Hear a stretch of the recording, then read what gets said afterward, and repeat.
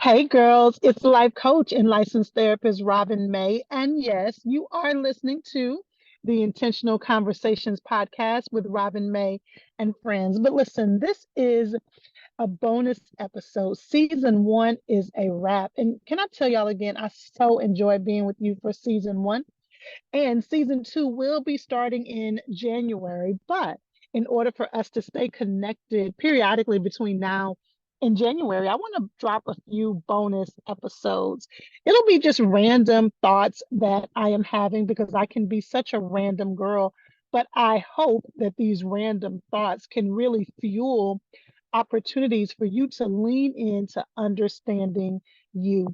Remember, professionally, I am committed to helping you elevate not just what you do, but who you are. And that means slowing your life down long enough to ask yourself some questions to help you truly understand where you need to lean in, what needs to be massaged, and what it means to tap into a life that is truly fulfilling. I want you to live life, live intentionally, fully engaged. So today's random question that's not so random is this: do you really have peace, or have you mastered avoidance?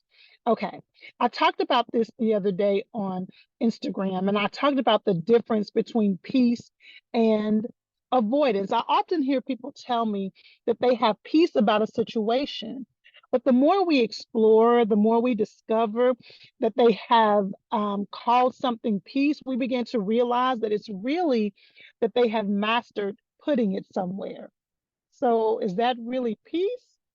So you know what I mean by putting it somewhere, right? You know, and by we, I mean most women, we know how to put our feelings in a place so that we can continue to function. And the truth is, it's necessary at times. I mean, we can't break down every day at the office, and we can't have a meltdown while we're cooking dinner every night. We have to learn how to regulate our emotions. But some of us have mastered this so well, we've stuffed for so long that when it's time to access what we feel, we can't seem to name the feeling. And so you take that and connect it to an issue or a circumstance that we can't control or that feels overwhelming or has caused distressing feelings in the past. We don't know what to do with that. We definitely decide to put it somewhere. And so we can confuse that stuffing with peace. And so I'm just suggesting that maybe some of what you are calling peace is really that you have mastered avoidance. Now, you all know that I like to look up a word, even if the meaning is obvious. So, avoidance is the action of keeping away from something, not doing something. The synonyms of avoid are to evade, escape, or to shun. And so, when we are avoiding, we are intentionally running away from something that, quite frankly, will wait patiently for us because it ain't going nowhere. It's going to be there waiting for you. One of my really good friends, who also now is a transformer, a member of our church, we call our members transformers, she experienced a significant loss.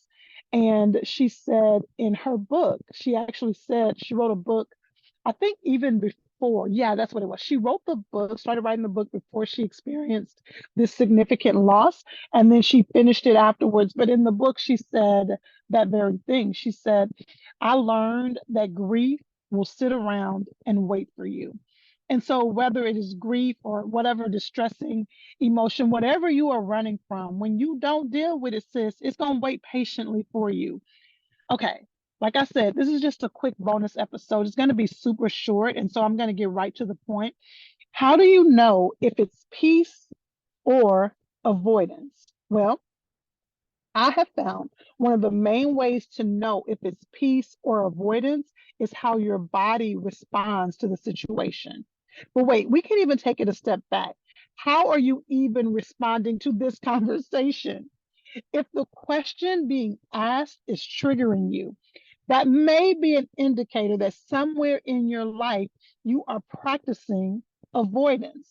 And you probably know exactly where that is in your life. So, again, if me just even broaching this topic, me even suggesting that you are avoiding, if you are feeling some kind of way, sis, ding, ding, ding, you may need to pay attention. Okay. Like I said, you can tell when that situation is brought up. If you have a physical response, like heart palpitations, maybe an upset stomach, maybe pain in your shoulder. I don't know where your stress shows up. You heard me just put myself on blast. My stress can often show up as a pain in my left shoulder blade, to be exact. So I don't know where stress shows up for you, but that may be a great indicator that you haven't made your way to peace.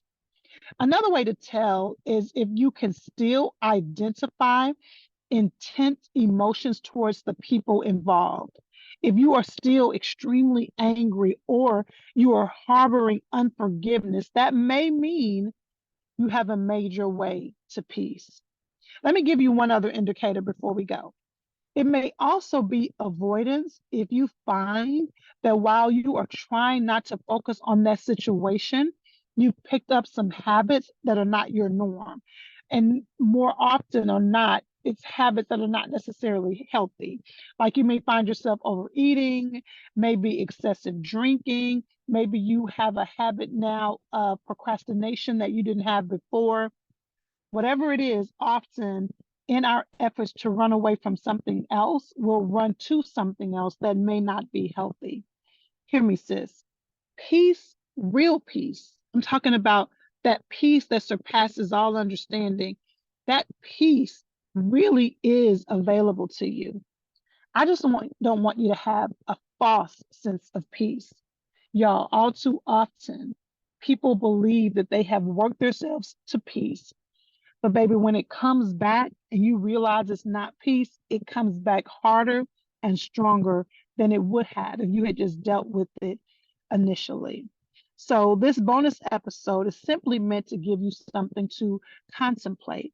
What area of your life do you need to revisit to ensure that you are walking in the peace, like I said, that really does surpass all understanding? All right, sis, that was just a quick bonus episode. I'll drop another one in the next week or so. And remember, I want to hear from you. What topics do you want to make sure that we are covering in season 2 of the podcast?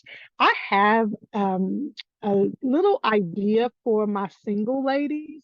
I want y'all to stay tuned. I'm still trying to see if I'm ready to go there or not, but I might have something for the single ladies coming up soon. But make sure you DM me on Instagram, Robin May Online, so that I can know what you want us to talk about.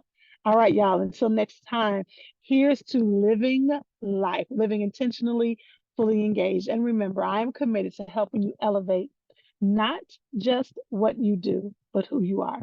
We'll talk soon.